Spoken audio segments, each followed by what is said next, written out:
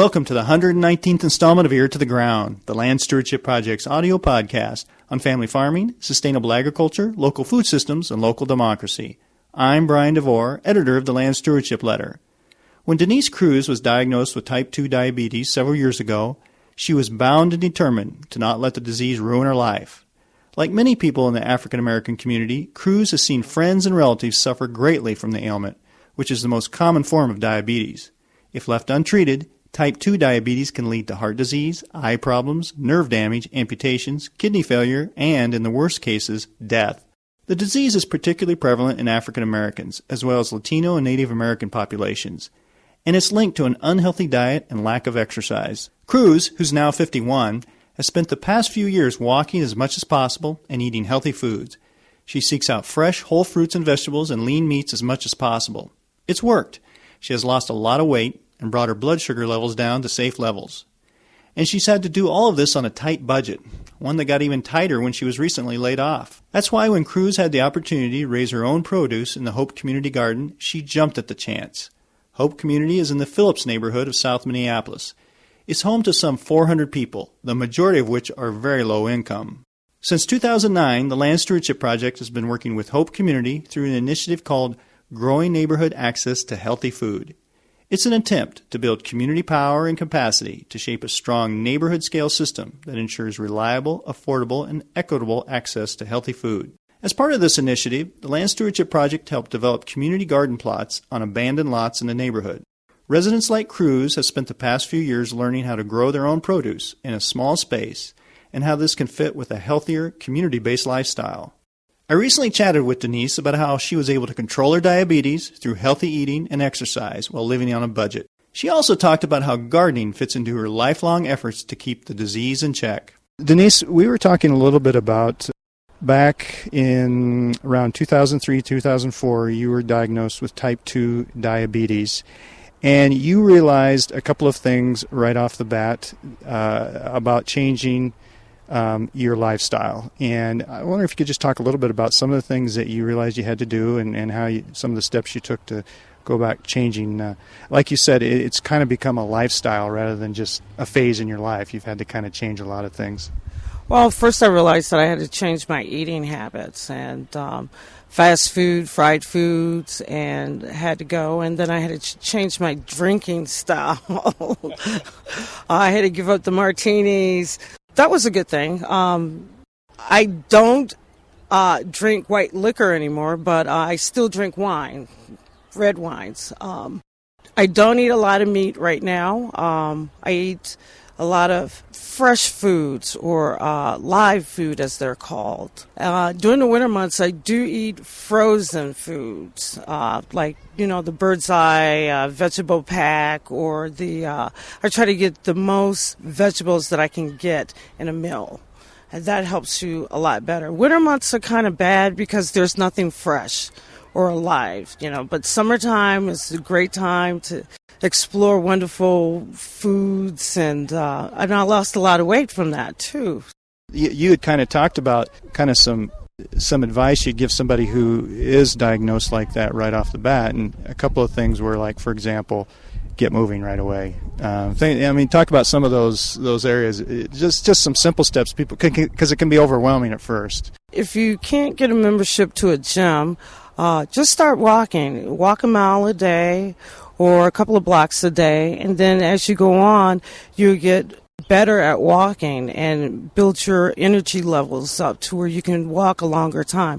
Just get out and move. If you cannot join a gym, that's not an excuse not to do exercise. You can just walk. Right. Well, you'd also talked about if you can't afford good quality food right away, maybe at least get rid of the bad food.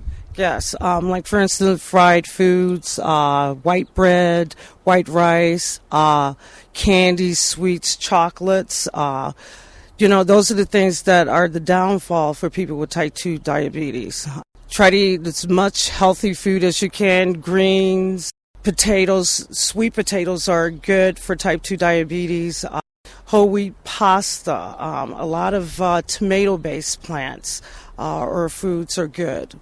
So talk a little bit about this. I mean, one of the other things that's kind of been new in your life is last year you, for the first time, you're a self-proclaimed city gal, grew up in Washington, D.C., and for the first time you gardened. And that was because you had always, when you started changing your diet and everything, you had always kind of sought out fresh produce. But this was a way to kind of, sounds like, to combine that love of good quality whole foods with exercise and kind of do something in the community that way too. Oh, yes. I enjoyed gardening. That was one of the most wonderful experiences that I went through, to watch these plants grow and then turn around and feed me. And the cost savings were fabulous, considering that last year I was unemployed. So I didn't spend a whole lot of money on fresh grown vegetables and herbs. And talk about what all you raised in the garden, what some of the things you learned about gardening. I raised basil, chocolate mint, regular mint, thyme, parsley, Italian parsley. I had tomatoes, beef tomatoes and cherry tomatoes. I had snow peas.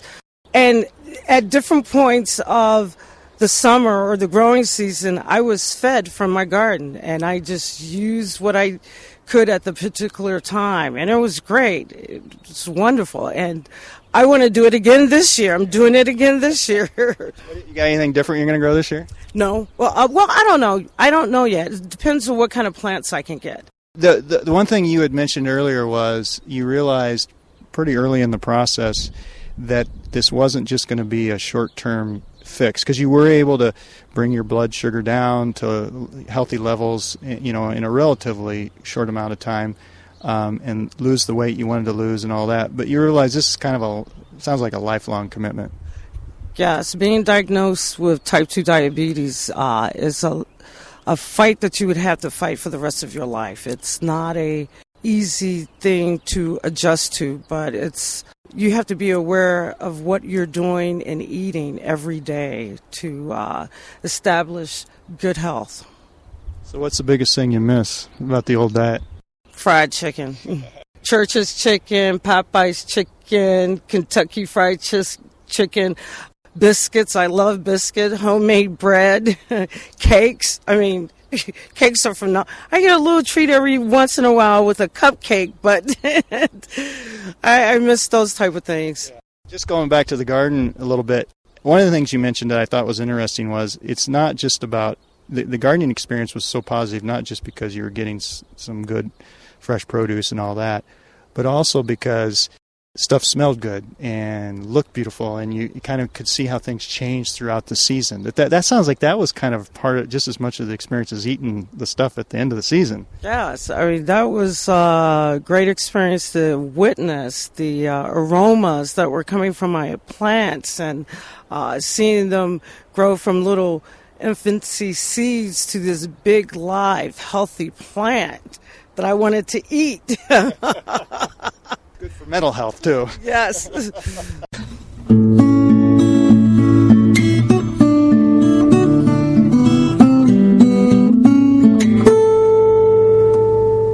For more information on LSP's work to make locally produced healthy food accessible to people of all income levels, see the number 2 2012 edition of the Land Stewardship Letter at www.landstewardshipproject.org.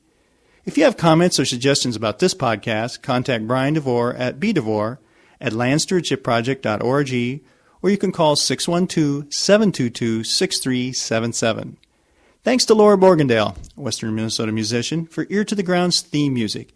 And a special thank you to all of Land Stewardship Project's members who make initiatives such as this podcast possible. If you're not a member, visit landstewardshipproject.org to learn how you can support LSP. Thanks for listening.